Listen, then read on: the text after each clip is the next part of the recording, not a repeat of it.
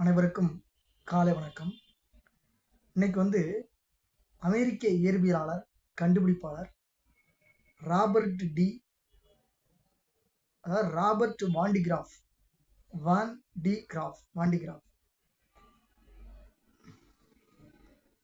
December 20 சனிக்கிழமை. இன்னைக்கு ரொம்ப ஒரு முக்கியமான ஒரு நாள். அமெரிக்க இயற்பியலாளரும் கண்டுபிடிப்பாளருமான ராபர்ட் ஜேமிசன் வாண்டிகிராஃபோட பிறந்த தினம் என்று அமெரிக்காவின் அலபாமா மாநிலம் டஸ்கலுசா நகரில் 1901 பிறந்தார். பள்ளியில் படிக்கும்போது கால்பந்து பயிற்சி பெற்றார். ஒரு முறை விளையாடும் பொழுது கால் முறிந்ததால் பல மாதம் ஓய்வில் இருந்தார். அப்போது இன்ஜின்கள் குறித்து பல நூல்களை படித்தார். அலபாமா பல்கலைக்கழகத்தில் பொறியியல் பயின்றார்.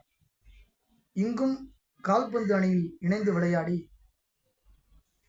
வந்தவர். பிறகு அதை விட்டுவிட்டு படிப்பில் முழு கவனம் செலுத்த தொடங்கினார். விடுமுறை நாட்களில் நீராவி படகு கட்டும் இடத்தில் வேலை செய்தார். கன்வயர் மூலம் இரும்பு தாதுவை தரப்படுத்தும் முறையை கண்டறிந்தார். மெக்கானிக்கல் இன்ஜினியரிங் முதுகலை பட்டம் பெற்றார். பாரிஸில் 1924 மேரி கியூரி அணுக்கருவின் சில குறிப்பிட்ட ஆற்றல் குறித்து செயல்முறை விளக்கம் அளிப்பதை கேட்டார்.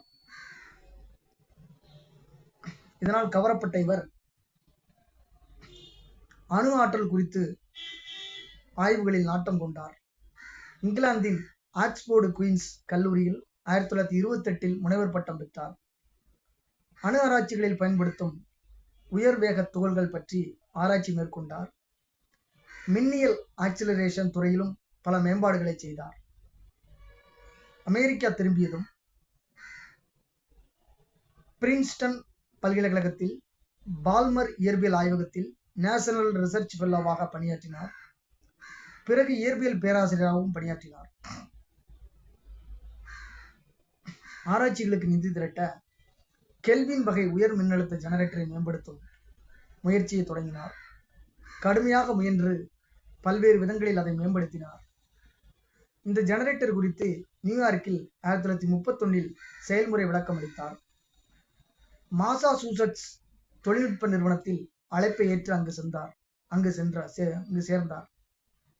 அங்கு தனது ஜெனரேட்டரில் தொடர்ந்து பல்வேறு மாற்றங்களை செய்து அதன் திறனை மேம்படுத்தினார். இறுதியாக 7 மில்லியன் வோல்ட் உற்பத்தி செய்யும் 43 அடி உயர ஜெனரேட்டரை உருவாக்கினார். இது நாடு முழுவதும் பத்திரிகைகளில் தலைப்புச் செய்தியாக இடம்பெற்றது.